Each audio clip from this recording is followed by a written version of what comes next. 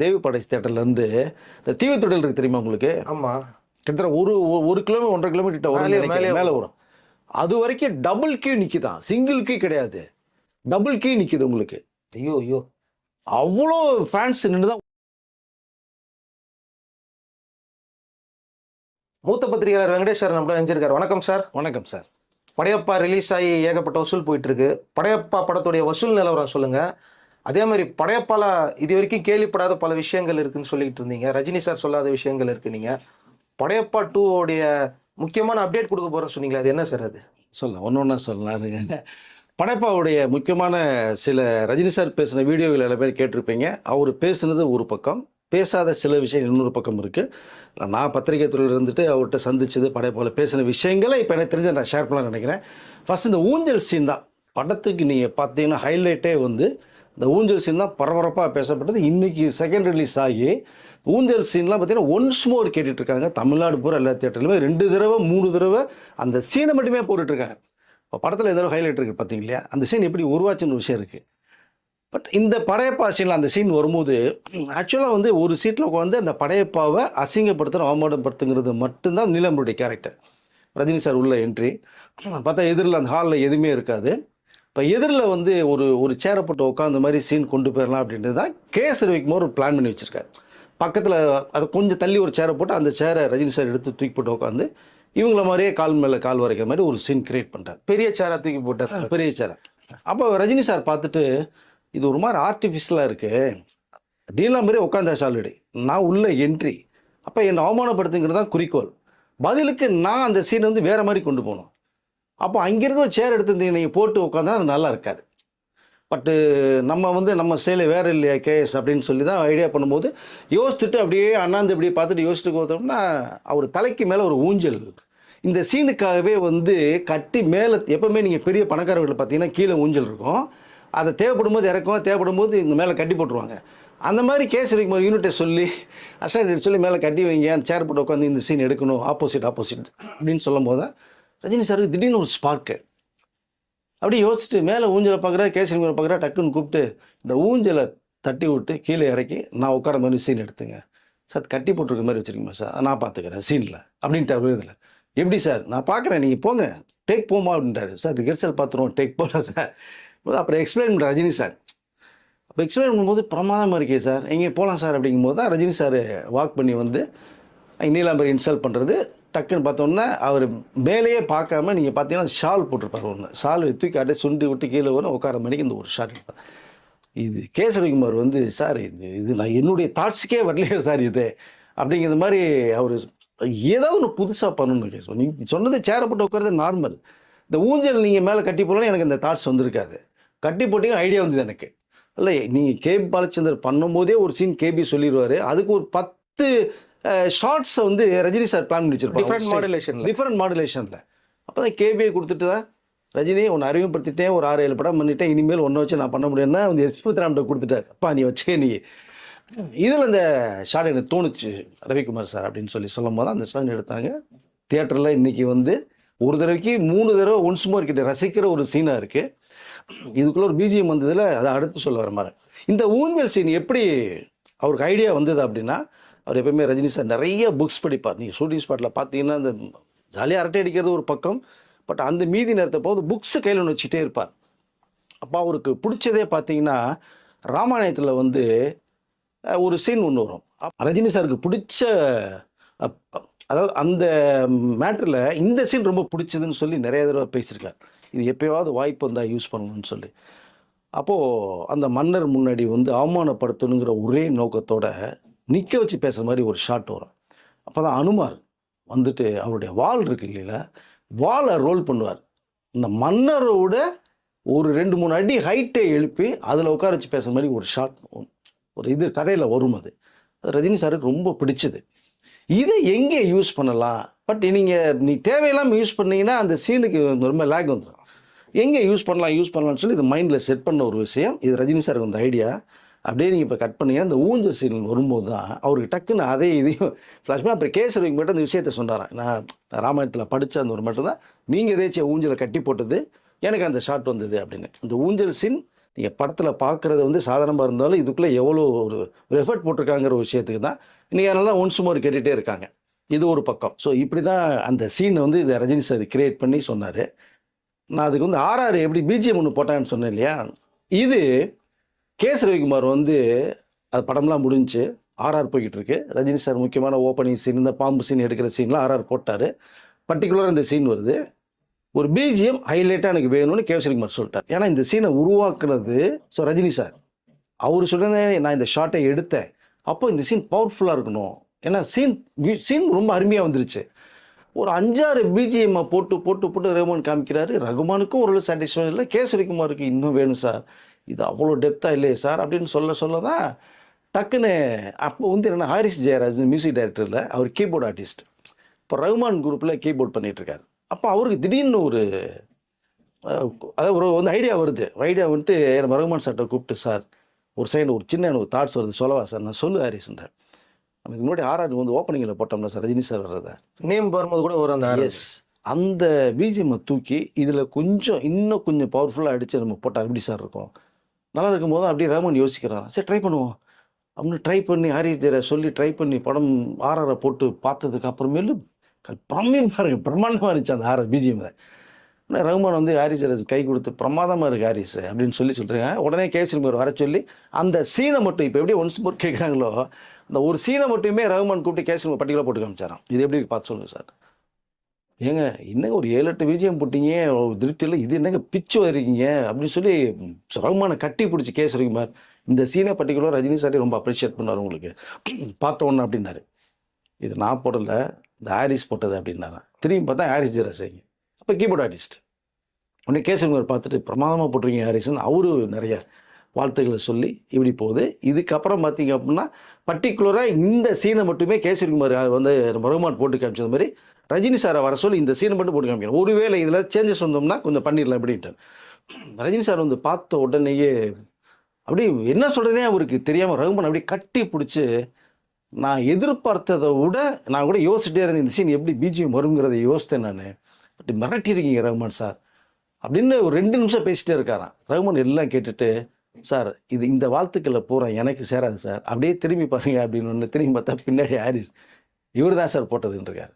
அப்படி ரஜினி சார் இப்போ பிரமாதம் இருக்கீங்க ஹாரிஸ் சொல்லி அவருக்கு நிறையா விஷ் பண்ணி வாழ்த்துக்களை சொல்லி பண்ண அந்த ஒரு சீன் தான் அந்த பிஜிஎம். இன்னைக்கு நிறைய பேர் வந்து காலர் டியூனை வச்சுருக்காங்க. அன்றைக்கே நிறைய பேர் வச்சுருந்தாங்க, இன்றைக்கி இப்போ நிறையா வச்சுருக்காங்க. இப்போ இந்த மாதிரி தான் உங்களுக்கு அந்த ஊஞ்சல் சீன் உருவான ஒரு விதம். இது அப்படியே எடுத்துங்க. இன்னொரு சீன் பார்த்தீங்கன்னா இந்த பாம்பு புத்து சீன் ஒன்று கை விட்டு எடுக்கிறது ஒன்று ஒரு ஓப்பனிங்கில். இந்த பாம்பு சென்டிமெண்ட் எப்பவுமே ரஜினி சாருக்கு ஒர்க் அவுட் ஆகும்.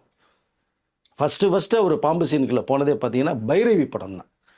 அந்த எம் பாஸ்கர் டைரக்டர் வந்து பைரவி படத்தில் பார்த்தோம்னா ஒரு இன்றைக்கும் பார்த்தீங்கன்னா அந்த சீன் ஹைலைட்டாக இருக்கும். அந்த பாம்பு கையெழுத்து படம் எடுத்து ஆடும்போது டென்ஷன் அடிக்கிறது மாதிரி ஒரு ஷாட்டை வச்சிருப்பார் வியூ.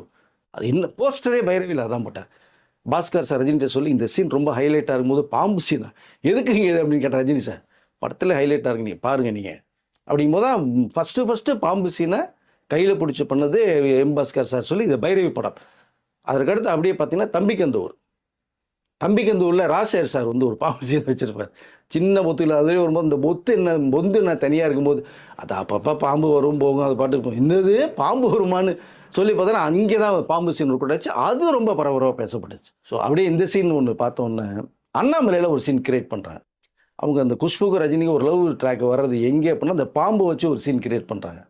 அப்போ அண்ணாமலையில் வர்ற ஒரு பாம்பு சீன் எடுத்து அங்கே வரும்போது அந்த பாம்பு படம் எடுக்கிறது மாதிரிலாம் வந்தது. அப்போ ரஜினி சாரே கொஞ்சம் பார்த்துட்டு நெருடலாக இருந்தது. அது மேலையெல்லாம் ஏறுறது மாதிரிலாம் வச்சுருப்பாங்க. தம்பிக்கந்தூரில் அது மாதிரி தான் வச்சுருப்பாங்க.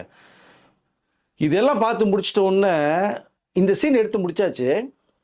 சீனுக்கு வெளியில் செட்டுக்கு வெளியில் பார்த்தீங்க அப்படின்னா கொஞ்சம் சவுண்டு சத்தம் கேட்டே இருக்குது. யாரையா சத்தம் போகிறது கொஞ்சம் அமைதியாக இருக்க சொல்லுங்கப்பா அப்படின்னு சுரேஷ் சார் சொல்லிட்டு இருக்கும்போது தான் அங்கே ப்ரொடக்ஷன் எக்ஸிக்யூட்டிவ் அவர்களுக்கு இந்த பாம்பு எப்போ இந்த பாம்புக்கு ட்ரைனிங் கொடுக்குற ஒருத்தர் இருப்பாங்க இல்லையா, அவருக்கு சில பிரச்சனைகள் போயிட்டுருக்கு. என்னன்னு கேட்டால் அவர் உடனே உள்ளே போகணுன்னு இருக்காரு.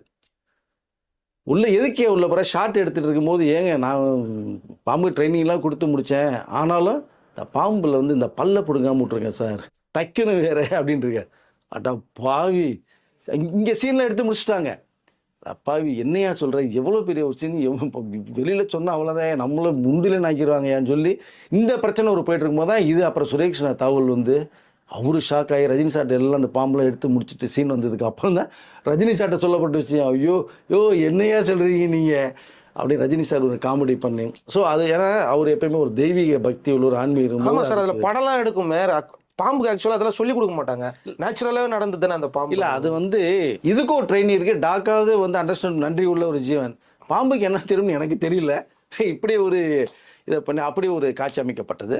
அப்போ தான் இப்போ பார்த்தீங்கன்னா படையப்பால ஒரு சீன் ஒன்று எடுக்கலான்னு சொல்லிட்டு தான் ஐடியா பண்ணும்போது தான் பாம்பு சீன் ஒர்க் அவுட் ஆகும்போது தான் படத்துலேயே இந்த இவர் நம்ம அனுமோகன் சொல்கிறது இந்த புத்துக்குள்ளே எப்படி சாப்பிட்றன்னு படமோடு தான் டைலாக் சொல்லியிருப்பார்.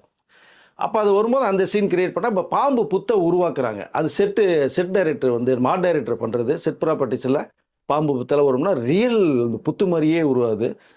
ஒரு டைம் உருவாக்கிட்டு போயிட்டாங்க. மறுநாள் சீன் எடுக்கலான்னு பார்த்தோம்னா இங்கே ஊர் மக்கள்லாம் வந்து கூடி மஞ்சள் பூசி குங்குமம் வச்சு பண்ணி பால் ஊற்றி அங்கங்கே பாம்பு இதெல்லாம் பால் முட்டை வச்சு இவர் டைரக்டர் வந்து ஐயோ என்னையா இங்கே நடக்குது சார், உண்மையிலே பாம்பு புத்து உருவாயிடுச்சுன்னு சொல்லி அவங்க பாலாபிஷேகம் பண்ணி சாமி கூட ஆரம்பிச்சிட்டாங்க சார். இது அப்படியே இருக்கட்டும், இந்த இதை வந்து கெடுத்துறாதீங்க, எல்லாம் எடுத்து முடிச்சதுக்கப்புறம் சொல்லிக்கலாம் நீங்கள் அப்படின்னு சொல்லி தான் அந்த ஒரு பாம்பு புத்தை எடுத்து பண்ண ஒரு சீன். அது ரொம்ப ஹைலைட்டாக நான் பார்க்கப்படுறது அது.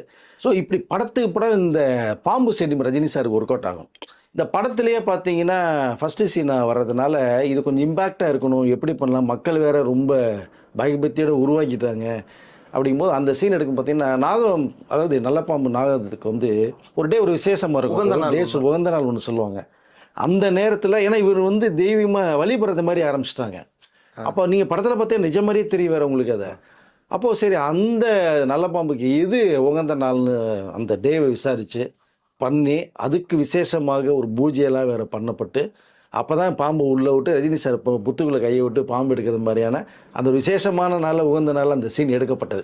ஏன்னா நீங்கள் படத்தில் என்ன தான் பாம்பு சீனு அது பண்ணுறாங்க அப்படின்னா கூட அதுக்கு ஒரு பவர் இருக்குது. அது நீங்கள் எப்போயுமே சாமி படம் எடுத்தாங்கன்னா அதுக்கு விரதம் இருந்து தான் பண்ணுவாங்க எப்போவுமே. அது கடவுள் வழிபாடு இல்லை. இன்றைக்கும் நாகத்துக்கு வந்து பால் ஊற்றுறது வந்து எல்லா கோயில்களிலும் இருக்குது சார். நாகத்தம்மன் கோயிலில் நீங்கள் பார்த்தீங்கன்னா இன்னும் நீங்கள் இங்கே நம்ம சாலிகிராமத்தில் அர்ஜுன் சார் இருந்த வீட்டுக்கு முன்னாடி நாகத்தம்மன் கோயில் இருக்குது. ரியலாக இங்கே பாம்பு நிறையா இருக்குது, இன்னமும் வெளிப்படுவாங்க உங்களுக்கு, சரியாக வெளிப்படுவாங்க. அதனால் இது ஒரு விசேஷமாக பண்ணப்பட்ட ஒரு விஷயம். அது ரஜினி சாரே வந்து நீங்கள் கரெக்டாக பண்ணிக்கன்னு சொன்னாராம். இதற்கப்புறம் இன்னொரு சீன் நம்ம எடுத்துக்கிட்டோம்னா அந்த கார் மேட்ரு ஒன்று வரும் இன்ட்ரோடக்ஷனில். நீலாம்பரி, ஏன்னா நீலாம்பரி கேட்டு தான் வாழ்ந்துட்டு இருக்கு இன்ன வரைக்குமே. நீலாம்பரி காரில் வர்ற ஒரு ஷார்ட்டை எடுத்து பண்ணும்போது இந்த கார் வந்து இது வந்து சாதாரணமாக வைக்க வேண்டாம், இது பட் ஏதாவது ஒன்று பண்ணணும் இந்த கார் மேட்டரில் அப்படின்னு சீன் யோசிச்சிட்டே இருக்காங்களா ரஜினி சார் போது. அப்போது கேஎஸ் ரவிக்குமாரோடைய கார் அது. இந்த இது பார்க்கும்போது பார்த்தா ரெட் கலர் காரு, அந்த காஸ்டியூம் பார்த்தீங்கன்னா ஒரு மாதிரி கான்ட்ராஸ்ட்டாக ரம்யாக்ஷன் போட்டு இந்த சீன் பவர்ஃபுல்லாக இருக்கணும். அதனுடைய டோரே பார்த்தீங்கன்னா நார்மலாக டோர் இப்படி வரதை விட ரெக்கையை ஓப்பன் பண்ணும், அந்த மாதிரி ஒரு கார் இது. அப்போ ரஜினி சார் பார்த்துட்டு இவர் கேஎஸ் ரவிக்குமாருக்கு என்ன ஒரு ஐடியானா இந்த காரை ரஜினி சாருக்கு எப்போ ஏதாவது யூஸ் பண்ணணும்னு அவர் மைண்ட் செட் பண்ணிட்டு இருக்காரு. ஏன்னா படத்தில் வரும்போது ஒரு சீன் 2 சீனாவது யூஸ் பண்ணலான்ட்டு. இந்த காரை பார்த்தோன்னே ரஜினி சாருக்கு தாட்ஸ் மாறுது. டக்குன்னு கேசருங்க விட்டு இந்த காரில் ரமேஷ் இருக்கிற ஷார்ட்டை நீங்கள் பண்ணுங்க அப்படின்னா அப்போ தான் சொல்கிறானா சார் இது உங்களுக்காக நான் வச்சுருக்கேன் ஏதாவது சீனில் கிரியேட் பண்ணுன்ட்டு. அவங்களுக்கு கொடுத்தா அது கண்டினியூட்டி போயிடும் சார், மாற்ற முடியாது. படமே அந்த கேரக்டர் தாங்க ஹைலைட்டு. நீங்கள் ஒன்றும் இல்லை, இந்த அதாவது நீலமரி இறங்கும்போது ஷார்ட்டை வாங்கி நீங்கள் இறங்கிட்டு வர மாதிரி சொல்லப்பட்டு அதற்காகவே வைக்கப்பட்ட கார் தான் அந்த ரம்யாஷ் நீலாம்பரி இறங்க ஒரு மாதிரி ஒரு ஷார்ட்ஸ். அது ரஜினியோட ஃபேவரட் கார், அடிக்கடி கூப்பிட்டு அந்த காரை ஓட்டி ரஜினி. அதான் சொல்கிறேன் இல்லையா, அவர் அப்பப்போ கார் எடுத்துகிட்டு கேஷ்மீட்டை வாங்கிட்டு அப்படியே அவர் வந்து கார் இன்ட்ரெஸ்ட் ரொம்ப அதிகம். நீங்கள் வந்து காரை விட நான் பைக்கு ஸ்கூட்டர் ரொம்ப லைக் பண்ணுவாருங்க. கார் எடுத்துகிட்டு அப்படியே ரவுண்ட்ஸ் பண்ணார். அது ரொம்ப அழகாக க்யூட்டாக ரொம்ப சின்னதாக அழகாக இருக்கும் அது கார். என்னடா காரை போய் க்யூட்டுன்னு சொல்கிறேன்னு நினைக்காதீங்க, பார்க்கும்போதே கார் அழகாக இருக்கும், நீங்கள் பார்த்தீங்கன்னா தெரியும் இல்லையா. ஸோ அப்படியே சொல்லும் போது தான் படம் ரஜினி சார் வந்து நமக்கு இல்லைன்னா படம் நல்லா வரணும், சீன் நல்லா வரணுங்கிறதுக்காக தான் நான் இந்த விஷயத்தை சொல்ல வந்தேன். ஸோ இந்த கார் ஒரு மேட்ரு. இதுக்கப்புறம் வந்து ரஜினி சார் ரொம்ப லைக் பண்ணக்கூடிய ஒரு ஆர்டிஸ்ட் எடுத்துட்டிங்கன்னா நம்ம செந்தில் அவர்கள். ஸோ ரொம்ப ரொம்ப ரொம்ப பிடிச்ச ஒரு நடிகர். இப்போ கடைசியாக லால் சலாமில் கூட பண்ணியிருப்பார். பட் அதற்கு இதே மாதிரி செந்திலுக்கு ஒரு சீனை கிரியேட் பண்ணி வைக்கிறார் கேசவனுக்கு. அந்த டிஷர்ட் சீன் தானே மாப்பிள்ளை இவர் தான் அவர் போட்டு. அப்போது கேசரிங்கர் வந்து என்னங்க இப்போ அந்த காரைங்க கொடுக்க சொல்கிறீங்க, நீலாம்பரி இப்போ சொல்கிறீங்க, செந்திலுக்கு இந்த சீனை சொல்கிறீங்க அப்படிங்கும்போது எல்லா பேருமே நம்ம படத்தில் பண்ண எல்லாருமே பேச பண்ணோம், செந்திலுக்கு இந்த சீனை மாற்றுங்க அப்படின்னு சொல்லி தான் இவர் போட்டுக்கிற காஸ்டியூமை கொடுத்து அந்த சீன் எடுக்கப்படுது. பட் அன்றைக்கி டே முடிய போகுது நம்ம இவர் என்ன பண்ணாருன்னா அது பேட்ச் ஒர்க்காக சிவாஜி கார்டனில் நம்ம இந்த ஷூட் பண்ணிடலான்னு சொல்லி கேசரிக்குமார் ஐடியா பண்ணி ரஜினி சார்ட்டையும் சொல்லிட்டார். இப்போ ரஜினி சார்ட்டையும் சொல்லிவிட்டு எல்லாம் ஓகே போது சரி ஓகே அவரும் பரவாயில்ல இப்போ டே முடிய போகிறோம் 5 மணிக்கு எடுக்க முடியாதுன்னு சொல்லி இந்த சீனை சிவாஜி கணேசன் எடுக்கலாம் ஐடியா பண்ணிட்டு இருக்கும்போது இது செந்தில் கவனத்துக்கு போகுது. செந்தில் ரொம்ப கேட்டு டென்ஷன் ஆகி எனக்கு இந்த லொக்கேஷன் லைவாக தான் எடுத்தாகணும், சிவாஜி கார்டெலாம் பேட்ச் ஒர்க்கு நான் போக முடியாது, என்ன ரஜினி சொல்கிறீங்க, நீங்கள் பாட்டு உங்களுக்கு நல்லா எடுப்பீங்க எனக்கு எடுக்க மாட்டீங்களான்னு செந்தில் காமெடி பண்ணேன். உடனே பார்த்தோன்னா மணி 3க்கு மேலே ஆகுது. இதுக்கு மேலே சன்லைட் வேறு போயிடும். ஒரே சார் என்ன பண்ணுறது தெரியாமல் கேசவன் கூப்பிட்டு எப்படியா அந்த சீனை எடுத்துருங்க அப்படின்ட்டார். சார் இது லென்த்தி சீன் சார், இது ரொம்ப ஷார்ட்டில் அவசரம் எடுக்க முடியாது, சிவாஜி கார்டனில் நம்ம பேட்ச் ஒர்க் பண்ணிக்கலாம் சார் அப்படின்ட்டார். செந்தில் ஒத்துக்கலைங்க. என்ன ரஜினி நீங்கள் தான் நல்லா சீன்லாம் எடுப்பீங்களா, நல்லது பண்ணுவீங்களா, எனக்கு பண்ண மாட்டீங்களான்னு கேட்டார். தயவுசெய்து இமீடியட்டாக எடுத்துருங்க. ஏன்னா அந்த டே விட்டு வெளில வர்றாங்க. இப்போ உடனடியாக ஒரு 3 மணிக்கு மேலே செந்தில் வச்சு ரஜினி சார் வச்சு அது கிட்டத்தட்ட ஒரு சிங்கிள் டேக்கில் ஓகே பண்ண ஷார்ட். அது நீங்கள் பார்த்தீங்கன்னா படத்தில் ரொம்ப ஹைலைட்டாக இருக்குது. இன்ன வரைக்குமே இந்த காமெடி ட்ராக்கில் பேசப்படக்கூடிய ஒரு சீன் அது. ஸோ செந்திலோட கேட்டு சார் ரஜினி சார் இங்கே பண்ணணும்னு சொல்லி உடனே அந்த சீன் இங்கே முழுமையாக எடுக்கப்பட்டது ஒன்று. அதை இப்படி வந்து நிறைய விஷயங்கள் வந்து படையப்பால் வந்து இன்னும் இருக்குது. இப்போ ரஜினி சார் பேசின வீடியோ நீங்கள் வீடியோ பார்த்துட்டு படம் பார்க்குன்ற ஒரு ஆசையை ரொம்ப உருவாச்சு. இதுக்குள்ளே விட்டு போன சீன்லாம் பார்க்கும்போது தான் எனக்கு தெரிஞ்ச இந்த சில சீன்கள்லாம் இப்போ நம்மகிட்ட ஷேர் பண்ணணும்னு நினச்சேன். இப்போ செந்தில் வரைக்கும் கொண்டு இருக்கேன். இன்னும் போனோம்னா டைம் பற்ற நிறைய பேசிகிட்டே போகணும் நம்ம சார். அது இப்போ இந்த படத்துடைய ரீரிலீஸ் பண்ணியிருக்கிறாங்க. அன்னைக்கு இந்த படம் எவ்வளோ கலெக்ஷன் பண்ணிச்சு, இன்னைக்கு அது எவ்வளோ கலெக்ஷன் பண்ணிச்சு சார்? சார் அன்னைக்கு கிட்டத்தட்ட எப்பவுமே இந்த கோடிகளில் வந்து சம்பளம் வாங்கினதும் சரி, லட்சத்தில் சம்பளம் வாங்கினது ரஜினிகாந்த் அவர்கள், கோடியில் சம்பளம் வாங்கினது ரஜினிகாந்த் அவர்கள், கோடியில் கலெக்ஷன் ஆனது ரஜினிகாந்தோட படம் தான். இந்த படம் வந்து ரஜினியோட 25வது வருடத்தில் உருவான படம் இது. அது அப்போ ரிலீஸ் ஆக பார்த்தீங்கன்னா ஒரு 6 கோடி தான் பட்ஜெட் நிர்ணயிக்கப்பட்டது. சார் ரஜினி சார் வந்து 6 கோடிக்குள்ளே முடிச்சிருப்பா, ரொம்ப அதிகமாக பண்ணும்போது இது போதும் சார்ன்றார் கேசரிங்கப்பா, இதுக்குள்ளே முடிப்பா சார் அப்படின்ட்டு. 6க்கு மேலே போனால் கொஞ்சம் கொஞ்சம் பார்த்துக்கணையே, பட்ஜெட் ரொம்ப எகிற விட்றாதுன்னு சொல்லிட்டு ஓகே அப்படின்னாங்க. படம் முடியுது, படம் ரிலீஸ் ஆகுது, சக்க போடுது, எதிர்பார்க்காத மிகப்பெரிய ஒரு வெற்றியை சந்திக்குது. நீங்கள் தமிழ்நாட்டில் மட்டுமே 30 கோடிகளை தாண்டிச்சு, ஆந்திராவில் 15 கோடியை தாண்டுது. ஆந்திராவில் அன்றைக்கி பார்த்தீங்கன்னா 2-3 மெகாஸ்டார் படம் ரிலீஸ் ஆகி எல்லாம் மிரண்டு போனாங்க. 15 கோடி ரூபா ஹையஸ்ட் கலெக்ஷன். ரஜினி சார் படத்துக்கு நரசிம்மன்ற பேரில் டப் பண்ணி விட்டாங்க, சூப்பர் டூப்பர் ஹிட்டு. அப்படி ஓவர்சீஸ் பார்த்தீங்கன்னா கிட்டத்தட்ட ஒரு 20 கோடி கிட்டத்தட்ட 65 கோடிகளை வந்து வசூல் சாதனை பண்ண படம் வந்து படையப்பா. 50 crore கிளப்பில் வந்து 50 crore கிளப் ஃபஸ்ட்டு டைம் 50 கோடி தாண்டின படம். அதில் ஓவர்சீஸ் மட்டுமே 2 கோடிக்கு 2 கோடி 3 கோடிக்கு மேலே வந்து தூள் பண்ணிச்சு அது ஒரு சென்டரில் மட்டுமே அவங்களுக்கு. ஸோ அதனால் 65 கோடிகளுக்கு மேலே நெருங்கி ஒரு சூப்பர் டூப்பர் பாக்ஸ் ஆஃபீஸ் கிங்குங்கிறத அப்பயே நிர்ணயிச்சார். அந்த சமயத்தில் வந்து இன்னொரு படம் பார்த்தீங்கன்னா ஒரு 30 கோடிக்கு மேலே தான் தாண்டுச்சு. இது எதுக்கு சொன்னால் பின்னாடி வர நடந்த விஷயத்துக்கு. ஸோ இந்த வசூல் சாதனை ஒரு பக்கம் இருந்தாலுமே இந்த பட்ஜெட்டுக்குள்ளே ஒன்று சொன்ன பார்த்தீங்களா, இங்கே தான் நீங்கள் வந்து ஹைலைட்டாக பார்க்க ரஜினி சாருடைய அந்த ஒரு தாட்ஸை நீங்கள் பாருங்கள். 6 கோடி ரூபா பட்ஜெட் போட்டார். கேசவரிக்குமார் எப்படியாவது ஒரு 5 லட்சமாவது கம்மியாக முடிச்சு கொடுத்தாரு. ரஜினி சார் கொடுத்தாரு 6 கோடிக்கு மேலே ஏற்ற வேணான்னு சொல்லி அழகாக பண்ணார். எந்த காம்ப்ரமைஸும் பண்ணல, குவாலிட்டியை கொடுத்தாரு. பட்ஜெட்டை பார்க்கும்போது கடைசியாக பார்த்தோம்னா 5.25 கோடிக்குள்ளே அந்த ஃபஸ்ட் காப்பி கொடுத்துட்டார். ரஜினி சாருக்கு ஒரே ஷாக்கு, 5.25 கோடி படம் முடிச்சிட்டிங்களா நீங்கள்? ஆமாம் சார். உடனே தேனப்பனுக்கு உடனே ஃபோன் அடித்தார். ஏன்னா தேனப்பன் தான் அதில் ஃபுல் எக்ஸிக்யூட்டிவ், அதில் ஒன் ஆஃப் த ப்ரொடியூசர் கூட பண்ணார். இப்போ தேனப்பன் ஃபோனை போட்டு பட்ஜெட்டு நம்ம படம் வந்து எவ்வளோ அக்கௌண்ட்ஸ்லாம் பார்த்துட்டிங்களா என்னென்னு கேட்கும்போது, பண்ணிட்டேன் சார், 5.25 கோடி தான் சார் பட்ஜெட் வந்தது, மீதி 75 lakhs கையில் இருக்குது சார், நம்ம என்ன பண்ணணும்னு சொல்லுங்கள், நம்ம நாளைக்கு வந்து ஒரு டைம் கொடுத்தீங்கன்னா மீட் பண்ணி நான் அக்கௌண்ட்ஸ் எல்லாம் கொடுத்துட்டு பேமெண்ட்லாம் பண்ணுவோம் சார் அப்படிங்கிற ஒரு விஷயம் பேசப்படும் போது தான் கொஞ்சம் வெயிட் பண்ணுங்கள் தேனப்பன், இப்போ பேலன்ஸ் 75 lakhs இருக்குல்ல? ஆமாம் சார் இருக்குது சார்.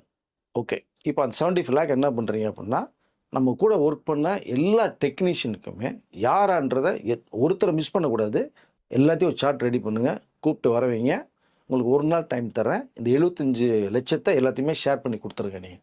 சார் உங்களுக்கு சேர வேண்டிய சம்பளம் பேட்டா எல்லாமே கொடுத்து முடிச்சாச்சு சார், பாக்கி எதுவுமே இல்லை சார். பாக்கிக்கு சொல்ல வரல, 75 லட்ச ரூபா பேலன்ஸ் இருக்குல்ல, அதை நான் எடுத்துகிட்டு போய் என்ன பண்ண போகிறேன், நான் போட்ட பட்ஜெட் 6 கோடி, இப்போ 6 கோடி வந்து தான் ஒன்றும் பண்ண முடியாது, நான் திரும்பி 50 லட்சம் போட்டிருப்பேன். பட் இதை மிச்சம் பண்ணி கொடுத்துட்டாரு கேசரிக்குமார் நமக்காக. அப்போ எதுக்கு நான் எடுத்துகிட்டு போகணும், அது தேவையில்லை. அதனால் 75 லட்சத்தை வந்து நீங்கள் ஷேர் பண்ணி கொடுத்துருங்கன்னு சொல்லி இந்த 1 டேக்குள்ளே முடிச்சிருங்கன்னு சொன்னார்ல. இவர் ஒரு ½ டேக்குள்ளே இவர் சொல்லப்பட்ட விஷயம் வந்து ஒரு ஆஃப்டர்நூனுக்கு மேலே ஈவினிங் தான் சொல்லப்பட்ட ஒரு விஷயம் நினைக்கிறேன். அது நைட்டுக்குள்ளேயே தேனப்பன் எல்லாத்தையுமே டப்புன்னு ஷேர் பண்ணி எல்லாத்தையும் 75 lakhs கொடுத்து முடிச்சு ரெஜிஸ்டர் பண்ணலாம். ரொம்ப ஹாப்பியான விஷயம் இது. அதாவது இந்த மெண்டாலிட்டி யாருக்கு வரும்? இது ஃபர்ஸ்ட் ரிலீஸில் சொன்னதா, இப்போ செகண்ட் ரிலீஸில் பண்ணியிருக்காங்க இல்லையா, நான் வசூலை சொல்கிறேன். இதில் வரக்கூடிய அவ்வளோ லாபம் பணத்தையுமே ரஜினி சாருடைய ட்ரஸ்ட்டில் இன்வெஸ்ட்மெண்ட் பண்ணி, ட்ரஸ்ட்டு மூலமாக ரஜினி அதோடைய ரசிகர்கள் ஃபேமிலிக்கு, பள்ளி படிப்புக்கு, மருத்துவ செலவுக்கு, காலேஜ் படிப்புக்கு, யூஸ் பண்ணுறதுக்காக இந்த பணம் லாப பணத்தை வந்து ட்ரஸ்ட்டில் உள்ளே போடுறாரு. இது எப்படி இருக்குன்னு பார்த்துக்கிட்டீங்க அதை. ஸோ அதில் வசூலில் வந்து அந்தளவுக்கு ஒரு கலக்கின விஷயம் அப்போ. இப்போ வர இந்த மேட்ருக்குள்ள இப்போ பார்த்தீங்க அப்படின்னோம்னா கிட்டத்தட்ட எனக்கு தெரிஞ்ச ஃபஸ்ட்டு டேயில் வந்து கிட்டத்தட்ட ஒரு 4.5 கோடி மேலே வசூலை தாண்டுச்சு. இதற்கு முன்னாடி வந்து ரஜினி சார் வந்து முக்கியமான ஒரு வேண்டிப்பட்ட சில நபர்கள் இருப்பாங்க. அவர் நிறைய விஷயம் சொல்லியிருப்பார். ராஜா படம்லாம் அது ஓடுமா என்னன்னு தெரியாது, 10 நாள் ஓடுமா 5 நாள் தெரியல. டிஸ்ட்ரிபியூட்டர் கேட்கும்போது தான் படம் பிரமாதமாக போயிட்டு சார், வசூலில் ரெக்கார்ட் பிரேக் பண்ணும்போது அவரே ஷாக் ஆச்சுண்ணா. இப்போ ரீரிலீஸில் இந்த படம் பண்ணும்போது வந்து இந்த ஐடியாவை கொடுத்ததே வந்து சௌந்தர்யா தான். ஏன்னா அண்ணாமலை வந்து இப்போது நம்ம டிஜிட்டலில் எல்லாத்துலேயுமே இருக்குப்பா, அண்ணாமலை நீங்கள் பண்ண வேணாங்க எல்லாம் பார்த்துருப்பாங்க, ஓவர்சீஸ் வேணால் நீங்கள் பண்ணுங்கள், 25th இயரில் நீங்கள் பண்ண படம் இது, உங்களுடைய லட்சிய படம், உங்களுடைய ஸ்கிரிப்ட், உங்களுடைய ஓன் பிக்சர், 50வது வருடம். இப்போ இந்த நேரத்தில் வந்து ஒரு ரீலீஸில் பண்ணும்போது படையப்பா உங்கள்கிட்ட தான் ரைட்ஸ் இருக்குது. சேட்டலைட்ஸ் 10 வருஷம் போட்டிங்க, க்ளோஸ் ஆகிடுச்சு, இன்னும் டிஜிட்டல் எதுவுமே கொடுக்க கிடையாது, உங்கள் கையில் இருக்குது. படையப்பா இப்போ பண்ணோம்னா இன்றைக்கி இருக்கிற இந்த ஜென்ரேஷன் ரொம்ப லைக் பண்ணுவாங்க சார். ஐடியா கொடுத்ததே சௌந்தர்யா ரஜினி சார்கிட்ட சொல்லி தான். ரஜினி சார் உடனே தேனப்பன்ட்ட சொல்லி, எப்பவுமே தேனப்பன் மேலே வந்து ரஜினி சாருக்கு நல்ல ஒப்பீனியன் இருக்குது. இன்னமும் அவங்க ஃபோனில் கான்டாக்ட் பண்ணிட்டே இருப்பாங்க, ஹலோ சார் மாதிரி பேசுவாங்க. படையப்பா பற்றி ஒரு விஷயம் சொல்லும் போது தான் கேசரி இவர் தேனப்பன் சார் வந்து ரஜினி சார் பர்த்டேக்கு ரிலீஸ் பண்ணணும்னு சொல்லிட்டு அவர் வந்து 7.1 டால்ஃபி ஆட்டோமேஸில் 4Kல ராமுங்கிற ஒரு கொடுத்தது. ராமு தான் ஃபுல்லாகவே பண்ணுது. இப்போ அதை சூப்பராக பண்ணியிருப்பார். அதை எல்லாம் ரெடி பண்ணி வச்சு இந்த படத்தை போட்டு காமிக்கும் போது ரஜினி சார் அப்படியே ரொம்ப பிரமாதமாக இருக்குது. ஃபஸ்ட் ரிலீஸில் நம்ம என்ன பண்ணணுமோ இப்போ வந்து 7.1 டால்ஃபியில் பண்ணும்போது சூப்பராக ராமுவெல்லாம் சூப்பர் சார் ரஜினி வந்து பாராட்டின ஒரு விஷயம் ஒன்று இருக்குது. ஸோ இந்த ஒரு மெத்தடில் தான் படைப்பாவை ரிலீஸ் பண்ணணும்னு சொல்லி ரீரிலீஸில் பண்ணும்போது தான் அவர் முக்கியமான நபர்கிட்ட ரஜினி சார் கேட்கும்போது ரிலீஸ் பண்ணுனா என்ன கலெக்ஷன் வரும் என்ன வரணும் ஜென்ரலாக அவர் கேட்கும்போது, சார் இது கண்டிப்பாக சாலிடாக நல்லா போகும் சார், மொத்தத்தில் வந்து இந்த படம் அருமையான படம் நல்லா போகும் அப்படி ரஜினி சார் வந்து ரீரிலீஸில் நல்ல கலெக்ஷன் பண்ணணும், ஒரு 20 கோடி போகுமா வருமா அப்படிங்கிற மாதிரி ரஜினி சார் கேஷுவலாக கேட்குறாங்க. சார் 20 கோடி வருமா என்னன்னு சொல்ல முடியாது, ஆனால் வரும் சார், வரும் அப்படிங்கிற மாதிரி ஒரு, ஏன்னா அவருடைய மைண்டு வந்து ஒரு 5 கோடி வரும் 6 கோடி வரும் அப்படிங்கிற மாதிரி சொன்னோன்னா நல்லா இருக்காது. ரஜினி சார் டக்குன்னு 20 கோடிக்கு மேலே வருமாங்கிறது மாதிரி, ஏன்னா அவருடைய மைண்டு வந்து வர்ற லாபத்தை பூரா ட்ரஸ்ட்டில் போட்டு கொடுக்கறதுக்காக தான் அவருடைய மைண்ட் செட்டில் பேசுகிறாங்க. அப்போது இல்லை சார் நல்லா, ஆனால் ஹிட் ஆகும் சார், கண்டிப்பாக வரும் சார் பார்க்கலாம் அப்படிங்கும் போது தான் ஓகேன்னு சொல்லி அடிக்கிறாங்க, ரிலீஸ் பண்ணுறாங்க. ரிலீஸில் சொன்னது மாதிரி ஃபஸ்ட் டே 4.5 கோடிக்கு மேலே.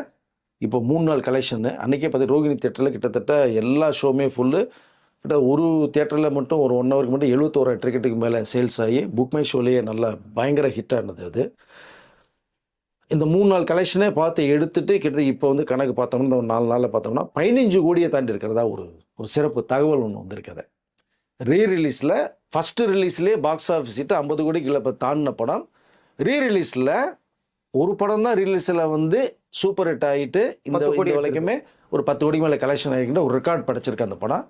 அந்த ரெக்கார்டை வந்து இப்போது ரீரிலீஸில் ரஜினி சாருடைய படையப்பா படம் 15 கோடியை தாண்டி அந்த பிரேக்கையும் வந்து உடச்சிட்டு போயிருக்கு. இப்போ இன்னும் 1 வாரம் கூட கம்ப்ளீட் ஆகும், 1 வாரம் கம்ப்ளீட் ஆகலை. ஸோ 4 நாள் கலெக்ஷனை தான் நான் சொல்கிறேன். நான் 4 நாள் கலெக்ஷனில் உடச்சி 15 கோடி மேலே தாண்டி ரீரிலீஸ்லேயும் நான் தான் பாக்ஸ் ஆஃபீஸ் கிங்குங்கிறத ரஜினி சார் ப்ரூவ் பண்ணியிருக்காரு. ஸோ இப்படி நிறைய சம்பவங்கள் நிறைய இருக்குது. நீங்கள் சொன்ன படம் அன்றைக்கி எவ்வளோ சார் பண்ணிச்சு முழுசா? அது வந்து நம்ம படையப்பா வந்து 65 கோடி ரூபா சார். இது இன்னொரு படம் வந்து 33 கோடி ரூபா கலெக்ஷன் ஆச்சு. சார் ரீரிலீஸில் பிரேக் ஈவன் பண்ண ரீரிலீஸில் இப்போதைக்கு 10 கோடி பண்ண படம் அன்றைக்கி 33 கோடி சார் ஃபர்ஸ்ட் ரிலீஸ். இன்னொரு நடிகரோட படம். Yes sir. ஆனால் அன்றைக்கி ரஜினியே 25 வருஷத்துக்கு முன்னாடி 66 கோடி பண்ணி ரெக்கார்டு. ஆமாம் அதான் சொன்னேன் இல்லையா, லட்சத்தில் சம்பளம் வாங்கினது, கோடியில் சம்பளம் வாங்கினது, அது கோடியில் ஃபஸ்ட்டு சூப்பர் ரிப்பீட் கொடுத்தது, ஃபஸ்ட்டு பாக்ஸ் ஆஃபீஸ் கலெக்ஷனில் ரஜினி எல்லாமே நம்பர் 1 அதான் சூப்பர் ஸ்டார் ரஜினி. ஃப்ரான்ஸ் வெளிநாடுகள்லாம் நான் எவ்வளோ சார் கலெக்ஷன் பண்ணேன்? அது கலக்கிட்டு இருக்குங்க. ஃப்ரான்ஸில் படையப்பா ரிலீஸ் ஆகி அங்கே பார்த்தீங்கன்னா நம்ம தியேட்டரில் இங்கே டிக்கெட்டு வாங்குறது மாதிரி க்யூ நிற்கிறது மாதிரி அங்கே பார்த்தீங்கன்னா ஒரு க்யூ வந்து நிற்கிது. கிட்டத்தட்ட தியேட்டரை சுற்றியில் வந்து ஒரு க்யூ நிற்கிது, ரேஷன் கடை மாதிரி. இப்போ சின்ன ஒரு சம்பவத்துக்குள்ள போயிட்டு வரேன். உலகஸ்டோலிமன் படம் வந்து 70ல் ரிலீஸ் ஆகும்போது தேவி படைஸ் தியேட்டர்லேருந்து இந்த தீவுத்தொடல் இருக்குது தெரியுமா உங்களுக்கு? ஆமாம். கிட்டத்தட்ட 1 கிலோமீட்டர் 1.5 கிலோமீட்டர் மேலே வரும். அது வரைக்கும் டபுள் கியூ நிற்கிதான், சிங்கிள் கியூ கிடையாது, டபுள் கியூ நிற்கிது உங்களுக்கு.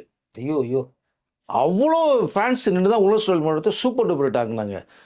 தமிழ்நாட்டு ரசிகர்கள் தான் இப்படி வந்து ரஜினி சார் படத்தை லைக் பண்ணாங்கன்னா ஃபாரினில் நிறைய லைக் பண்ணி கூலிலாம் வந்து கொஞ்சம் மிரட்டுச்சு இல்லையா.